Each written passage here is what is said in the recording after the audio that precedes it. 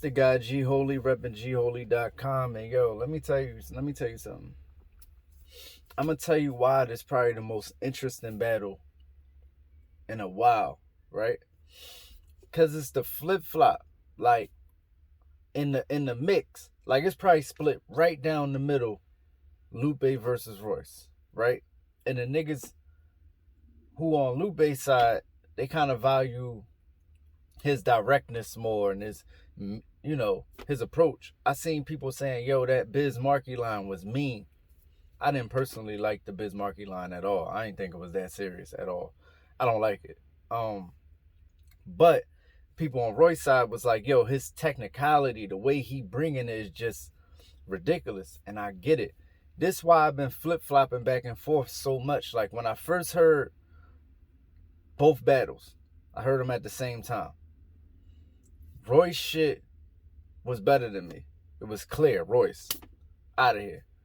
Then when I listened back the second time, I was like, nah, it's clear. Lupe. Then when I listened back the third time, I'm back on Royce for the win.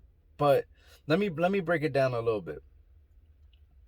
I think Lupe was so technically unsound at points.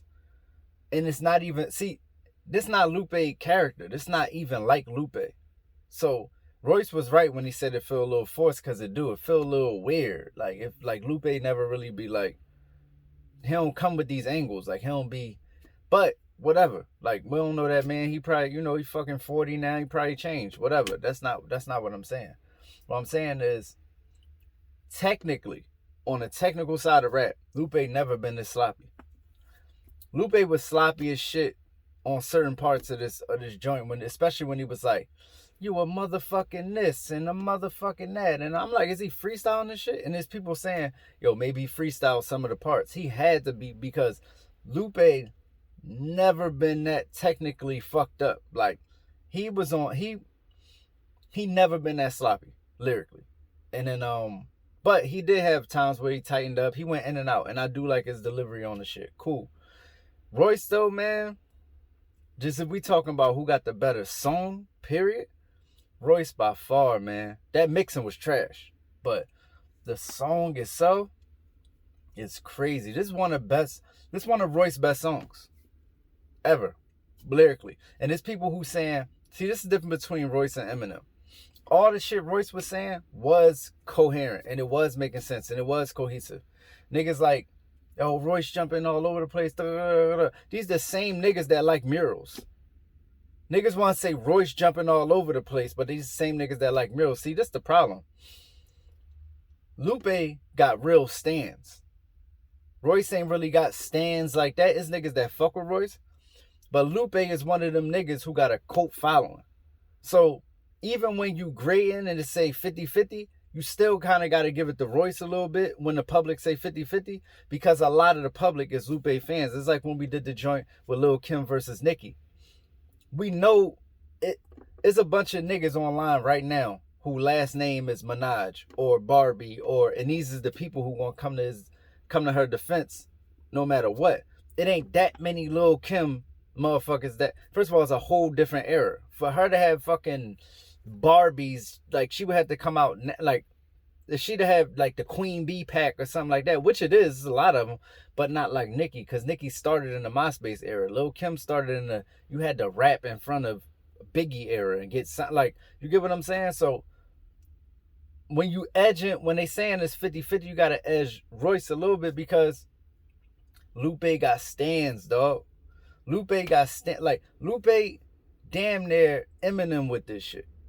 So like I was saying, the difference between Royce and M is when Royce do that shit, that super technical shit, he is being cohesive and he is being coherent and all his shit makes sense. I'm talking about when you break that shit down bar for bar, dog, some of them pockets he was finding, some of the ways he brought them punchlines back, some of the similes he used, like, nah, man, Royce was too good on the technical side. He was blacking. Like if Royce just put this song out and it was just a Royce song, like regular, just put it out, we'd be going fucking crazy. Like, yo, you heard Royce? This, matter of fact, this my hot take. That right there was Royce Murals. Since niggas want to put murals, put that shit lyrically up against murals, and we gonna see where it land at. Do I still have murals? Yeah, probably.